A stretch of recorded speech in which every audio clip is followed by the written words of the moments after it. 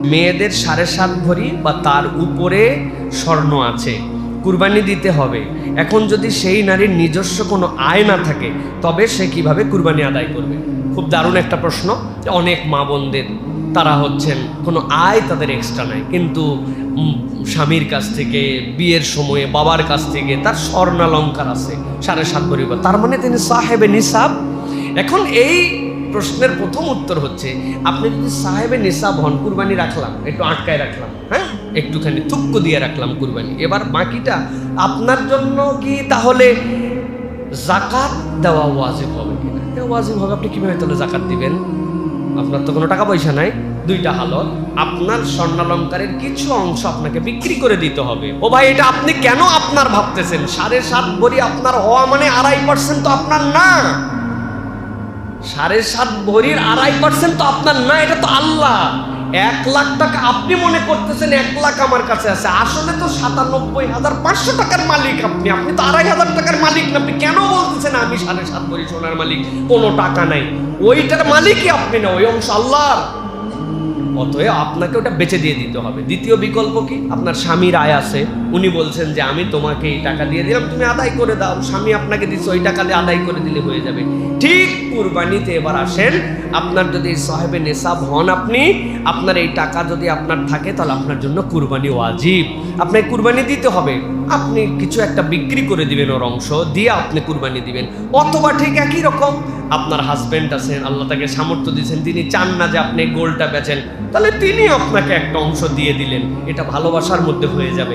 আপনি তখন কুরবানি দিবেন। কিন্তু কোনো অজুহাত দিয়ে যে স্বর্ণালঙ্কার আছে, টাকা নাই, তাহলে কেমনে আমি কুরবানি দিব, অতএব কুরবানি দিলাম না, স্বামী দিলে স্ত্রীর কুরবানি আদায় হয়ে যায়, এই মাসালা বাংলাদেশের অধিকাংশ মহিলাই জানে, তাই না ভাই?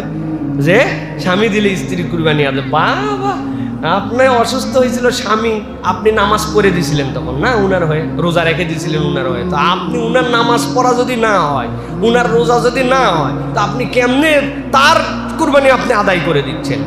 এইটা তাহলে ক্লিয়ার যে টাকা না থাকলেও আপনি এই পদ্ধতিতে আপনাকে কুরবানি দিতে হবে। আশা করি আপনার উত্তর পেয়েছেন। কুরবানির ঈদের সুন্নাত আমলগুলো কি কি? আমরা যেভাবে গেলে রাসূল সাল্লাল্লাহু আলাইহি ওয়াসাল্লামের মতো যাওয়া এবং আসা হবে দয়া করে জানাবেন। প্রিয় ভাইয়েরা, কুরবানির ঈদ আমাদের যেটা ঈদুল আদহা, এই ঈদের সবচেয়ে দামি সুন্নাত হচ্ছে রাসূলুল্লাহ সাল্লাল্লাহু আলাইহি ওয়াসাল্লাম এই ঈদে না খেয়ে যেতেন, মুখে কিছু খেয়ে যেতেন না। এবং সুন্নাহ দ্বারা বোঝা যায় ফজরের নামাজের আধা ঘন্টা থেকে 45 মিনিটের মধ্যেই আল্লাহ নবী সাল্লাল্লাহু আলাইহি ওয়াসাল্লাম ঈদুল আজহার জামাত আদায় করে নিতেন। তাহলে ঈদুল আজহার প্রথম সুন্নাত হচ্ছে যারা নামাজে যাবেন তারা না খেয়ে কুরবানি দাতারা যাবেন এবং এই রোজাটা ভাঙবেন, সংক্ষিপ্ত সিয়াম, কুরবানির পশুর গোশত দিয়ে তিনি তার রোজা ভাঙবেন। এখন আপনার নামাজ এমন টাইমে হয়, এরপরে কুরবানি দিয়ে কুরবানির গোশত খুলতে খুলতে এদিকে হয়ে গেছে 2টা। আপনার রোজা মানে কি? এই কষ্ট করে আপনার আরও তো বেগতিক অবস্থা হয়ে যাবে। এই জন্য আর্লি কুরবানির সালাত আদায় করা এটা আমাদের জন্য সুন্নাত। দ্বিতীয় কথা, কুরবানির পশুর একদম সব খোলা লাগবে, খুলে তারপরে একদম ভাগ করে টোলে, তারপরে আপনাকে কে বলছে?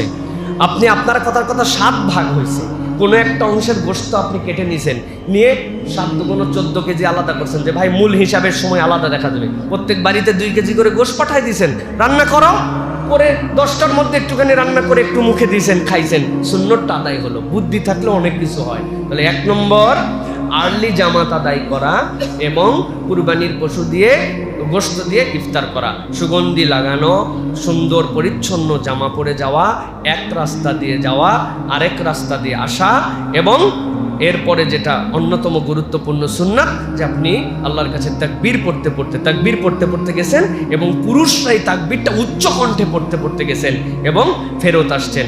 এরপরে আরেকটা সুন্নাত, ওই যে 10 দিন আগে আমরা চুল কাটা, নখ কাটা বন্ধ করছি, এরপরে সব কাজ কাম শেষ হওয়ার পরে নিজের নখগুলা কেটে ফেলা, এটা হচ্ছে আমাদের জন্য সুন্নাত। প্রিয় ভাইরা, আর কুরবানির দিনের সবচেয়ে বড় সুন্নাত নবীজি বলছেন, মান ওয়াজাদা সাআতান লিআন ইউদাহিয়া, কেউ ফুরসত পাইল কুরবানি করার কিন্তু সে কুরবানি করলো না, ফালাম ইউদাহি ফালা ইয়াহদার মুসাল্লানা, সে যেন আমাদের নামাজে শরীক না হয়। আল্লাহ তোমার সামর্থ্য দিছে, কিন্তু তুমি কুরবানি করলে না।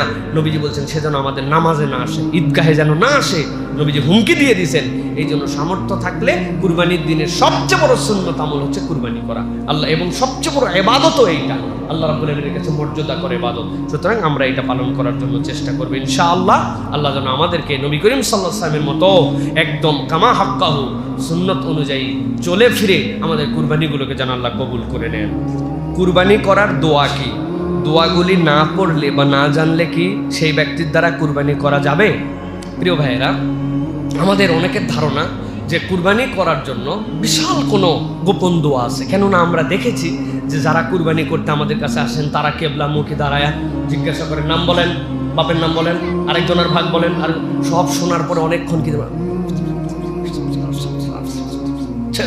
এরপরে আমরা চিন্তা করছি সুবহানাল্লাহ, কি গোপন দোয়া যে এটা তো আমার জানা নাই, এই জন্য আমরা কুরবানিও করতে পারি না। শরীরে শক্তি আছে, বল আছে, কুরবানির ঈদ তো আমি পুরুষের ঈদ নাম দিছি। কুরবানির ঈদ এটা আমাদের পুরুষের ঈদ, ঠিক কিনা? ওই ঈদ তো অনেকের, কিন্তু এটা একদম পুরুষের ঈদ, সব কাজ পুরুষের জন্য করতে হয়। তো আমি আমার টাকা দিয়ে কিনা কুরবানি অন্যজনের কাছে কুরবানি দিতে দিচ্ছি, ব্যাপার কি? হ্যাঁ, আপনি আবেগে আবার উঠে পড়েন না। মুরব্বী মানুষ, চলতে পারে না, ফিরতে পারে না, উনি ওয়াজ শুনে খুশি হয়ে তলবারি ধরে খোঁজ দিয়ে দেখছে যে ঠস করে উঠছে, উল্টা দিকে গাইতে গেছে। তার এইরকম না, তার সামর্থ্য আছে, তার জন্য নিজের কুরবানি নিজে দেওয়া উত্তম। দোয়াটা কি? দোয়াটা হচ্ছে রাসূলুল্লাহ সাল্লাল্লাহু আলাইহি ওয়াসাল্লাম কুরবানির সময় বলতেন বিসমিল্লাহ, এরপরে আল্লাহু আকবার বলে রাসূলুল্লাহ সাল্লাল্লাহু আলাইহি ওয়াসাল্লাম কুরবানি করতেন। তবে হাদিসের মধ্যে দুই ধরনের বর্ণনা আসছে। এই বিসমিল্লাহ আল্লাহু আকবার বলার আগে অথবা পরে নবী করিম সাল্লাল্লাহু আলাইহি ওয়াসাল্লাম দোয়া করতেন কি? ওয়াজ্জাহতু ওয়াজহিয়া লিল্লাযী ফাতারাস সামাওয়াতি ওয়াল আরদা হানিফা ওয়া মা আনা মিনাল মুশরিকিন।